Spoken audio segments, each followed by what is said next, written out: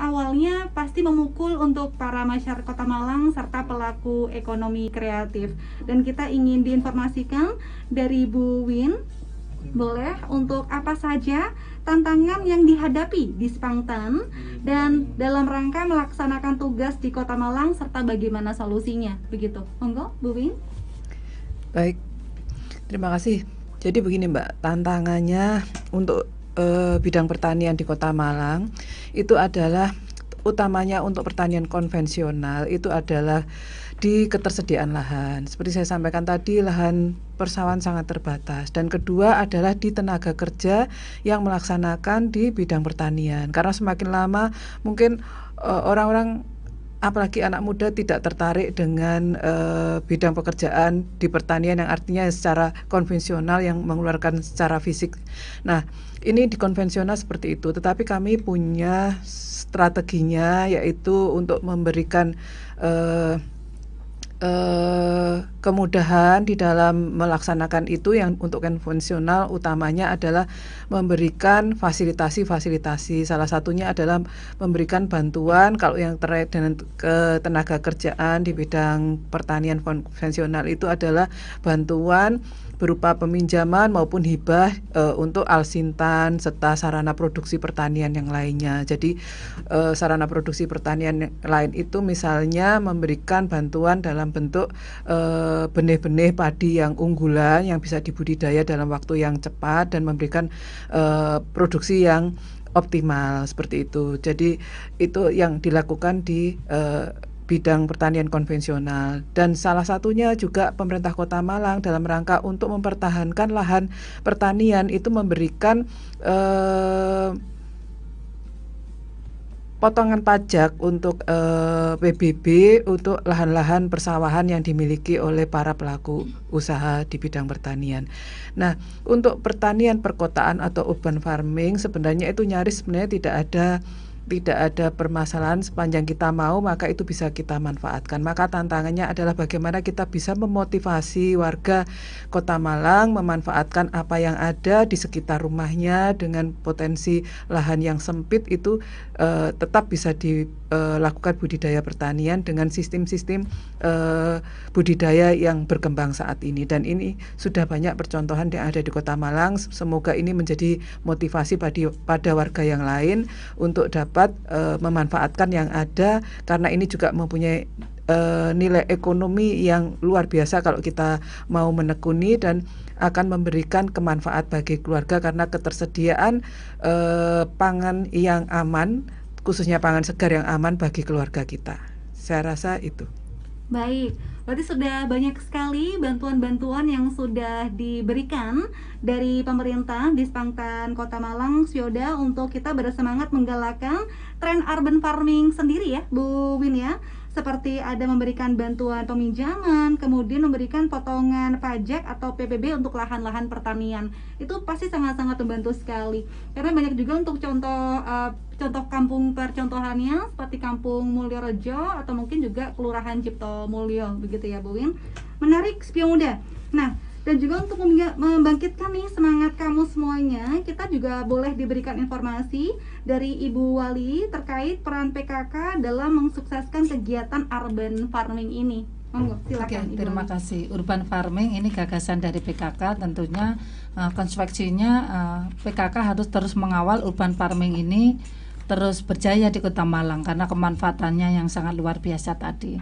Jadi bagaimana urban farming ini harus terus eksis. PKK Kota Malang bekerjasama dengan Dinas Pertanian Kota Malang melakukan pembinaan, Mbak. Kita turun bareng dan sering Pak Wali juga kita ajak, Pak Wali, Pak Sekda dari BI, Bank Indonesia, Pak Aska turun sendiri langsung. Artinya di sini ketika kita datang ke lokasi, insya Allah itu menjadi penguatan tersendiri dari pelaku urban farming itu sendiri. Dan ketika kita hadir kan mesti banyak yang datang. Pasti RW sebelah itu kepengen didatangi. Artinya RW-RW yang lain sekarang sudah berjamur urban farming. Begitu. Urban farming ini tidak hanya kita mendapatkan nutrisi sehat untuk keluarga kita, tetapi bisa menjaga menjaga kebersihan lingkungan. Jadi karena kita kan memanfaatkan media tanam itu dari barang-barang bekas. Yang kedua, lahan-lahan tidur itu kita manfaatkan. Di sana ketika kita berurban farming ternyata dampaknya sangat luar biasa, Mbak. Nah, yang di Indonesia katanya budaya gotong royong itu sudah mulai memudar. Ada urban farming, gotong royong akan menjadi kuat kembali. Karena di situ banyak hal yang bisa dikerjakan bersama-sama. Yang kedua juga dengan berurban farming ternyata dampaknya adalah kita bisa menjaga kesabaran kita. Karena mulai dari menanam sampai panen itu proses. Menunggu itu kan menjadi kita sabar. Yang ketiga, dampaknya adalah ternyata kita bisa berolahraga bareng dengan berurban farming. Contoh ada satu titik di kelurahan itu dengan adanya urban farming itu di sana ada kegiatan sholat subuh berjamaah, setelah itu panen berjamaah. Manfaatnya adalah ketika rumah ini kita tidak berbunyi urban farming yang kelompok, ya ini perorangan. Jadi misalkan si A itu yang ditanam itu sawi, si B itu menanam kangkung, karena kalau setiap hari ambil punya sendiri kan jenuh. Jadi di situ ada tukar menukar begitu. Kerjasama kerja bakti bareng, tanam bareng sehingga semua bisa merasakan hasil panen dari para tetangga, tetapi tukar menukar tadi. Yang kedua, kami dari tim penggerak PKK Kota Malang menangkap begini. Ini seringkali urban farming itu punya panen yang melimpah. Bagaimana caranya supaya ini panen melimpah itu masih tetap bisa terdistribusi, kita jual. Kita menggandeng dari pemerhati, ini Pak Hari yang biasa kita gandeng. Di sana Pak Hari itu bisa menerima hasil urban farming, 1 kilonya itu di angka 10.000. Ternyata kalau sawi 1 kilo itu ya enggak banyak loh Mbak, ya sedikit. Gitu. Jadi dengan angka 10.000 itu tidak menjadi mahal karena memang ini kan organik. Pak Hari ini nanti yang akan mensuplai toko-toko retail modern, jadi dimasukkan ke sana. Kita tahu di Kota Malang ternyata Mbak untuk permintaan sayur organik itu sudah sangat luar biasa. Saya kira memang ibu-ibu di Kota Malang itu sudah benar-benar bagaimana bisa menjaga kesehatannya diri sendiri, kesehatan keluarganya itu seperti apa. Ya, kalau mohon maaf kalau kita beli yang banyak pestisida, tentunya dampak ke belakang itu juga luar biasa. Itulah yang selalu kita lakukan edukasi. Jadi selain kita turun ke lapangan, kita lakukan sosialisasi. Kita lakukan sosialisasi kepada para kader. Harapannya nanti para kader ketika sudah kita beri sosialisasi tentang kemanfaat urban farming itu bisa dibuat sedemikian rupa, nanti bisa mentransfer ilmu itu kepada namanya kader kan punya anggota, ditransfer kepada anggotanya, sehingga nantinya goalnya ada di Kota Malang, masyarakatnya benar-benar sudah bisa memanfaatkan yang namanya urban farming. Akhirnya masyarakat di Kota Malang menjadi sehat. Mudah-mudahan ke depan yang namanya stunting itu akan tereliminasi. Begitu. Wow, kita aminkan bersama Syodaya untuk program kerja dari tim PKK bersama dengan Dispangtan Kota Malang, karena manfaatnya luar biasa sekali kalau kita memulai gerakan urban farming ini dari dini. Karena tadi sudah ada masukan-masukan, yaitu menciptakan sumber pangan yang aman, sehat, dan harapannya untuk angka stunting bisa untuk kian menurun begitu nggih Bu Wali dan juga Bu Win, luar biasa. Baik, selain kolaborasi di antara PKK serta Dispangtan, apakah ada pihak lain yang terlibat dalam gerakan urban farming ini? Monggo, Bu Ya, Win. saya tambahkan Monggo, dulu Bu Wali. nggih. Monggo. Jadi gini, untuk urban farming itu sebetulnya kami, karena saya ini kan ASN juga di Dispora, yang saya tangani adalah kepemudaan, Mbak. Jadi urban farming di sini kami juga sudah merambah kepada kaum milenial. Kemarin kita datangkan 200 pemuda untuk kita latih berurban farming, tetapi saya kolaborasi dengan 5 kecamatan yang ada. Urban farming yang kita berikan kepada pemuda itu untuk dibudidayakan di masing-masing kecamatan. Yang pertama itu tadi akan tercipta gotong royong di sana. Dan Pak Camat itu juga ikut andarbani bahwa di sini ada pemuda yang benar-benar bisa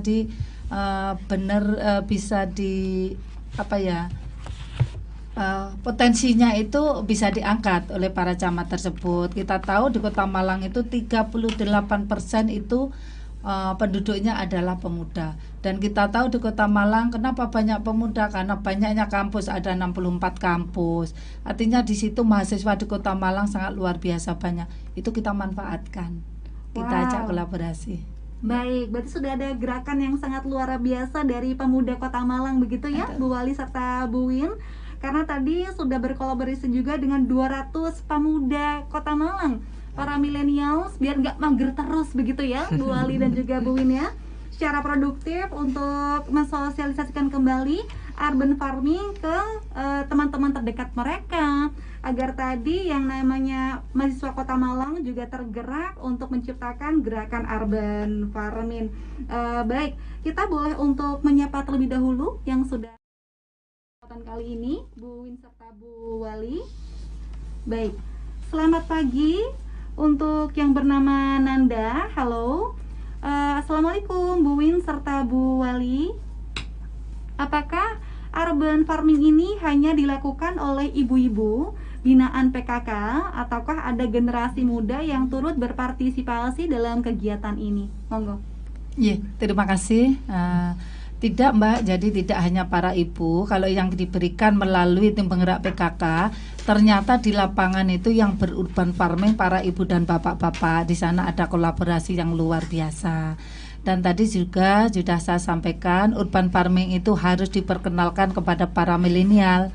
Karena ketika milenial itu kita ajak, mereka akhirnya senang dengan pertanian konvensional itu, karena selain mendapatkan nutrisi yang baik, juga menjaga estetika. Jadi rumah-rumah di Kota Malang nanti harus hijau royo-royo, ya toh. Untuk menangani dampak pemanasan global barangkali itu perlulah digalakkan, setiap rumah harus ada urban farmingnya. Jadi tidak hanya ibu-ibu, semua kita gandeng.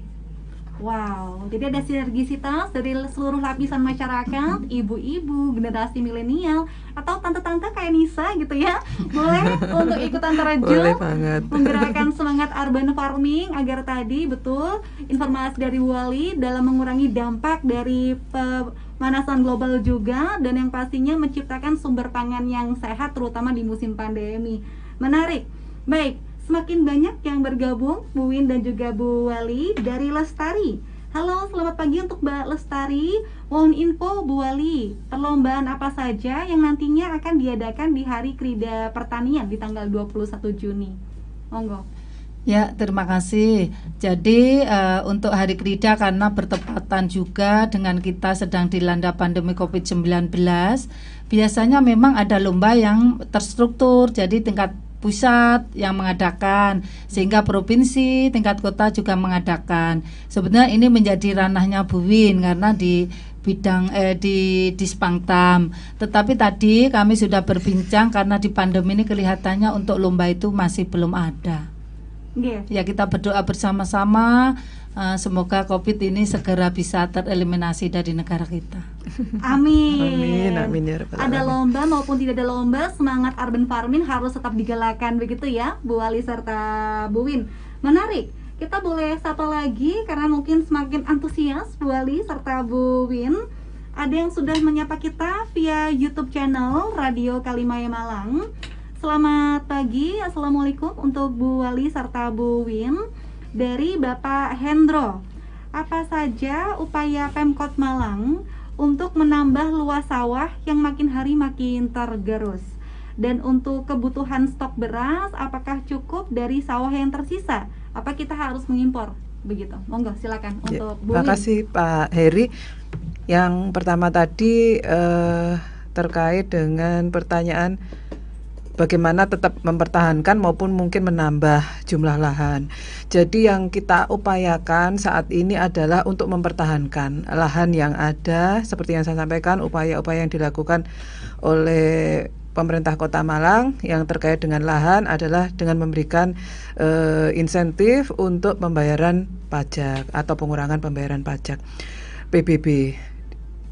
Yang kedua itu tadi kita tetap akan memfasilitasi para pelaku usaha di bidang pertanian, para petani dan lain sebagainya untuk mempermudah meningkatkan produksi dan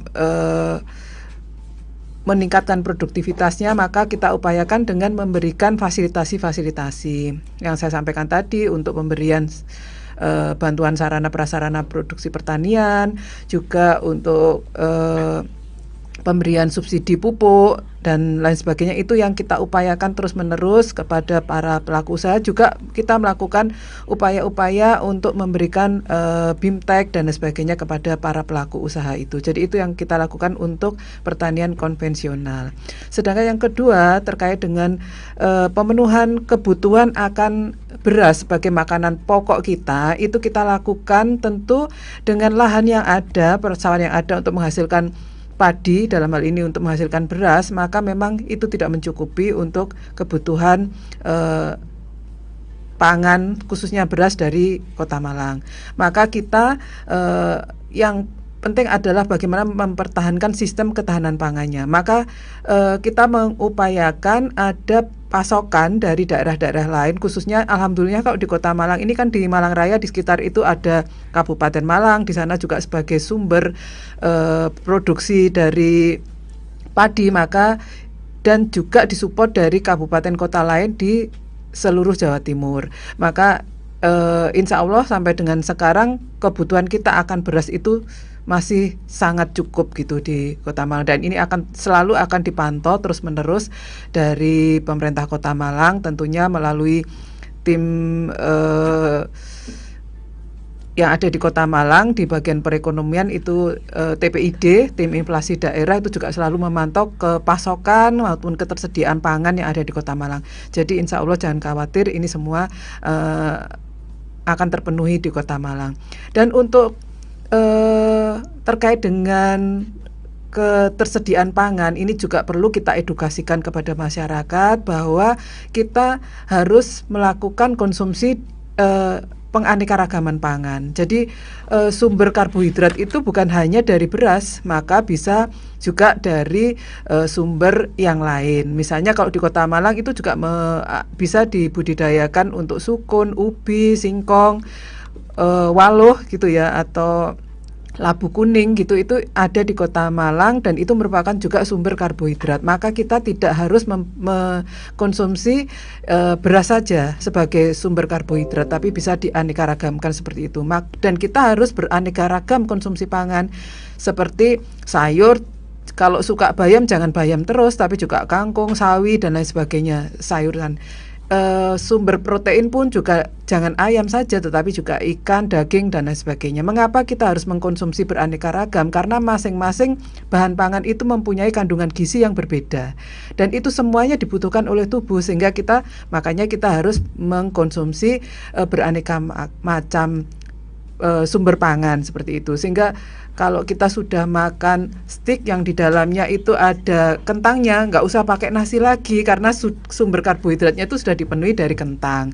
Nah, ubi bisa diolah menjadi makanan yang lebih lebih menarik lagi di kekinian gitu ya, singkong dan sebagainya. Ini tantangan kita, bagaimana kita bisa mengkonsumsi semua aneka ragam makanan tetapi dengan kemasan yang kekinian, karena ini yang disukai anak-anak milenial kan yang seperti itu. Maka ini tantangan kita.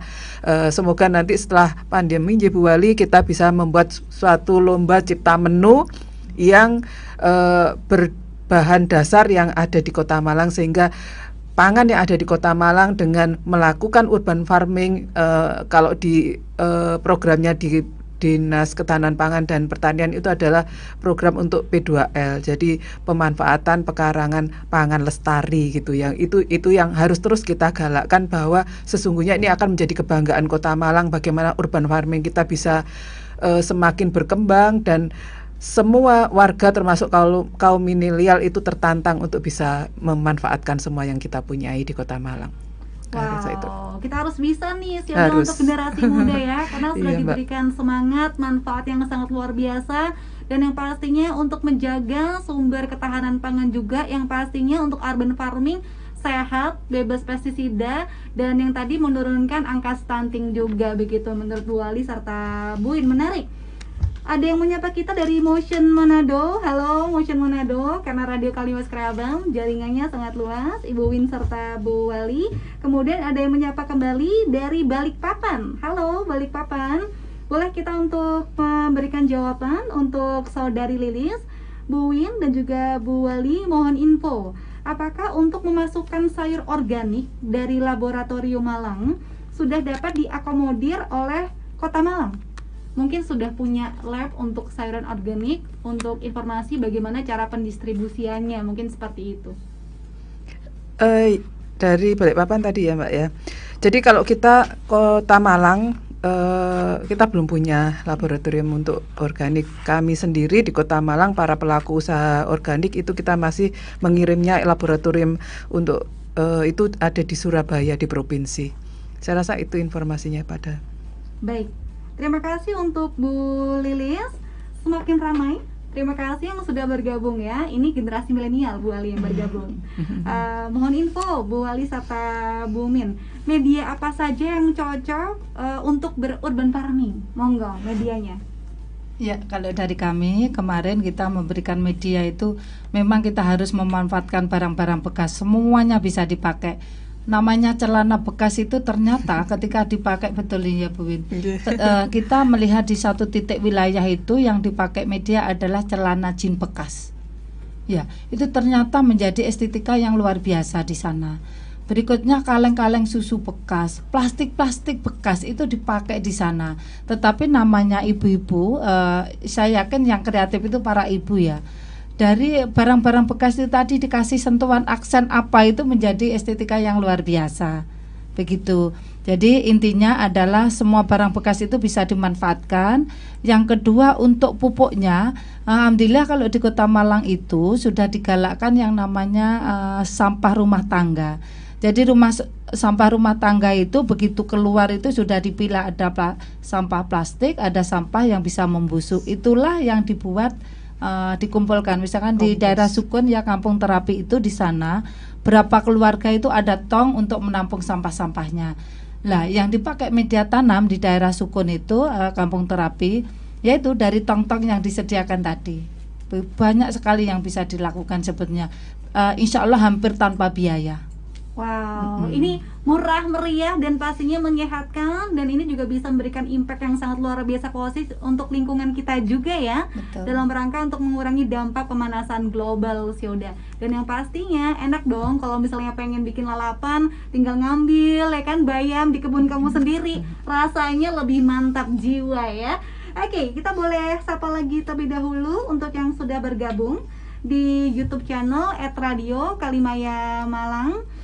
Mohon info kalau untuk dari Bu Wali sendiri, dari mahasiswa pendatang baru nih Bu, anak rantau begitu, mungkin bisa diberikan tips and tricks supaya kita semakin bersemangat untuk bisa menjadi urban farmers, karena biasanya kalau generasi muda ada sisi agak males begitu kan Bu Wali dan juga Bu Win. Apa aja strateginya agar kita bisa maksimal untuk menjadi seorang urban farmers? Oke, biasanya kalau anak merantau pasti di situ ngekos ya, indekos. Nah, indekos itu sebetulnya bisa dimanfaatkan di sana. Ya, jadi bekas-bekas dari anak mahasiswa itu kan banyak ya, barang bekas-bekasnya itu bisa dimanfaatkan. Andai ini terjadi di kos-kos kan, alangkah senangnya para ibu kos itu melihat rumahnya ternyata ditata sama anak-anak kosnya. Sudah luar biasa. Betul. Yang pertama ketika anak kos itu bisa melakukan kegiatan urban farming, itu insya Allah sudah bisa meringankan beban para orang tuanya. Ya, karena yang dibutuhkan apa, anak kos itu kadang hanya beli mimian yang kayak itu tidak menyehatkan tubuh. Ya, jadi bagaimana bisa menyenangkan orang tua, barangkali juga menjaga makanannya, menjaga kesehatannya diri sendiri. Insya Allah dengan urban farming yang murah meriah itu nanti bisa membantu para orang tua di luar sana. Artinya dengan melihat putra-putranya walaupun ada di Kota Malang, misalkan orang tuanya ada di luar daerah, oh ternyata anakku di Kota Malang menjadi sehat begitu. Wow, ini kejutan juga untuk orang tuanya. Anakku, kamu sudah semakin sehat dan bernutrisi berkat sayuran organik yang sudah kamu tanam tadi di kontrakan atau di kosan. Karena betul seperti yang tadi sudah diinformasikan oleh Ibu Wali, medianya sangat murah meriah ya Bu Wali ya, seperti bisa menggunakan barang-barang bekas dan pupuknya dari olahan sampah rumah tangga, nol biayanya. Tinggal semangat kamu ditingkatkan begitu ya, biar mudah. Baik, ada pertanyaan dari saudari Ayunda untuk Ibu Win. Bagaimana mencukupi kebutuhan pangan di masa pandemi? Karena semua harga bahan pangan sepertinya naik begitu, Bu Win. Monggo. Ya, jadi gini, sebenarnya kalau harga pangan itu naik, contohnya yang beberapa waktu yang lalu itu adalah cabai ya yang naik luar biasa, bahkan harganya mungkin melebihi dari harga daging pada saat itu. Saya ingat betul harga daging 110, tapi cabai waktu itu 130.000. Jadi lebih mahal cabainya daripada, makanya ayo ikuti program pemerintah untuk memanfaatkan pekarangan, menanam cabai nggak sulit, gampang banget dengan seperti sampaikan Bu Wali tadi, dengan media yang ada di sekitar kita. Kalau kita mau, semuanya nanti akan tercukupi dari situ. Sehingga saatnya sekarang ini kita, karena sekarang juga masih pandemi, kita sebaiknya menerapkan 5M, salah satunya juga mengurangi mobilitas. Maka ketika di rumah, mari kita kreatif, jangan mager, untuk bisa melakukan urban farming di rumah.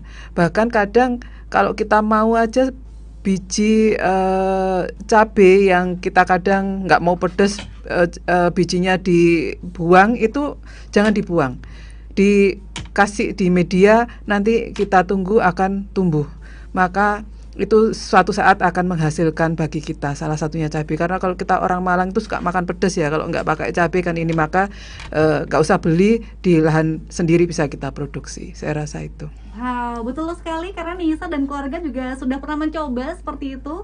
Awalnya kita membuat untuk yang namanya melon. Kami berikan pupuk, kemudian tumbuh Bu melonnya Bu. Alhamdulillah tidak beli melon lagi sekarang Nisa ya. Lebih hemat gajinya Nisa ya. Oke. Untuk halo, bernama Johannes, luar biasa untuk Ibu Wali. Untuk terima kasih atas informasi yang luar biasa inspiratif, dan semoga Kota Malang semakin maju untuk segala inovasi-inovasinya. Amin. Amin. Baik, kamu juga harus ikutan dong jadi adun pamanus ya untuk Johannes. Semakin banyak untuk di segmen kali ini. Boleh untuk diinformasikan dari Bu Win atau mungkin Bu Wali, apakah di Kota Malang sudah terdapat komunitas yang terbentuk dengan adanya urban farming ini begitu? Monggo. Ya, jadi komunitas itu saya rasa di setiap wilayah ada. Intinya bahwa kami di 57 kelurahan ini sudah dilakukan edukasi kepada masyarakat seperti sampaikan Bu Wali tadi, melalui PKK maupun binaan-binaan dari Dinas Ketahanan Pangan dan Pertanian di kelompok-kelompok masyarakat itu sudah ada.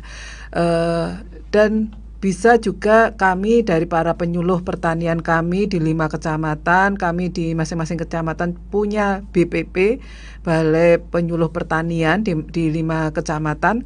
Maka di Balai Penyuluh Pertanian inilah sumber informasi. Jadi monggo bisa berkoordinasi dengan BPP yang ada. Kalau ingin memulai, maka bisa berkoordinasi kepada penyuluh pertanian kami yang ada di BPP untuk mendapatkan bimbingan maupun arahan serta pendampingan dari teman-teman penyuluh yang ada di lapangan. Nah, dari ini nanti tentu akan kita lakukan bersama pembinaan, baik itu di budidayanya maupun di olahan, melalui kegiatan-kegiatan yang ada di Dinas Ketahanan Pangan dan Pertanian maupun nanti yang dilakukan oleh PKK. Nanti kita mari bersama-sama kita lakukan, kita berkolaborasi, lakukan bersama-sama. Insya Allah apa yang kita inginkan nanti semuanya bisa terwujud untuk menjadikan Kota Malang sebagai pertanian perkotaan atau urban farming. Saya rasa ini yang harus menjadi tekad kita bersama, bagaimana kita bisa membangun Kota Malang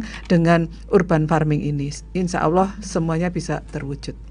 Bersama kita bisa ya, Syuda ya, karena betul informasi dari Bu Wali bahwa generasi muda di Kota Malang ini banyak sekali. Karena untuk dari kita nih yang biasanya memviralkan begitu ya Bu Wali ya, kamu modal gadget, IG story, kegiatan kamu tentang urban farming di kosan, di kontrakan, insya Allah bisa memberikan positive vibes untuk followers kamu tentunya. Langsung dicontoh-contoh gitu ya, ilmunya berkah loh ya udah. Oke, ada yang bernama Mbak Dewi dari Cirebon, Bu Win serta Bu Wali yang sudah mendengarkan YouTube channel kita Radio Kalimaya Malang. Mohon info, seberapa besar peluang usaha pengolahan sampah menjadi barang kerajinan yang bernilai? Dan apakah ada lembaga binaan dari pemerintah daerah begitu Bu, pemanfaatan barang bekas? Monggo. Oke, sangat luar biasa ini pertanyaannya. Karena gini, sebetulnya saya kepengen publish juga. Kami itu membina para UKM IKM di Kota Malang, sehingga ini keluar dari urban farming ya Mbak barangkali. Ya, betul.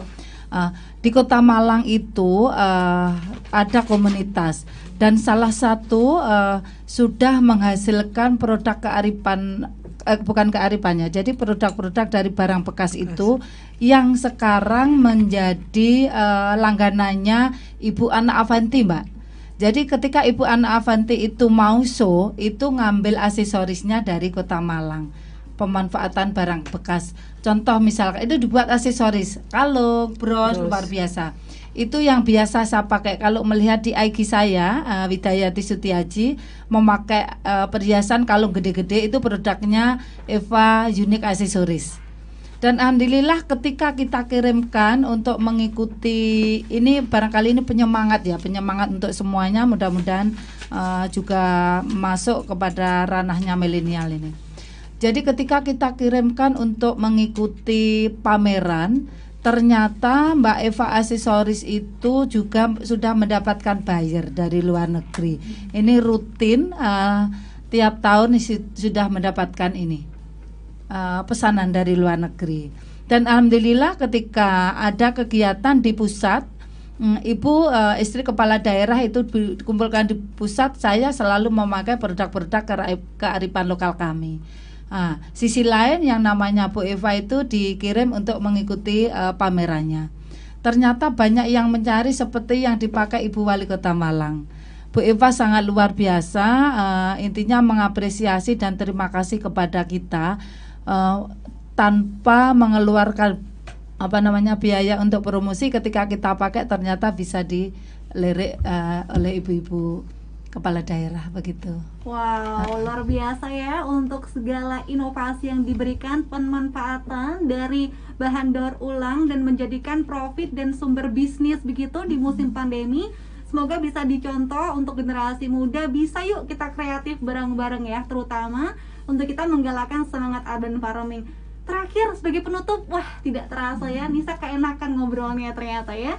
Untuk Bu Win serta Ibu Wali, boleh untuk dihimbau kembali, diberikan semangat yang sangat luar biasa agar mulai dari sekarang nih kita bergerak untuk menjadi urban farmers. Bisa untuk diberikan informasinya dari Bu Win dan juga Bu Ali, silahkan. Ya, jadi mari kita bersama-sama memanfaatkan apa yang ada di sekitar kita, yang kita mulai dari yang paling mudah yang kita punyai dengan informasi yang semakin berkembang melalui media sosial, baik itu YouTube dan lain sebagainya, semua ilmu ada di situ juga. Dan kami di Kota Malang melalui Dinas Ketahanan Pangan dan Pertanian, melalui BPP kami di 5 kecamatan, para penyuluh-penyuluh kami siap untuk melakukan pendampingan maupun pembinaan, semua untuk mengedukasi pada masyarakat ini untuk ketahanan pangan kita, khususnya di Kota Malang. Dengan memanfaatkan yang ada, semuanya insya Allah bisa kita lakukan. Amin, bersama kita bisa ya. Monggo Bu Ali. Oke. Jadi yang pertama saya membangkitkan semangat urban farming. Jadi dengan urban farming ini Kota Malang sudah mengukir prestasi di ajang Indonesia Award di tahun 2019.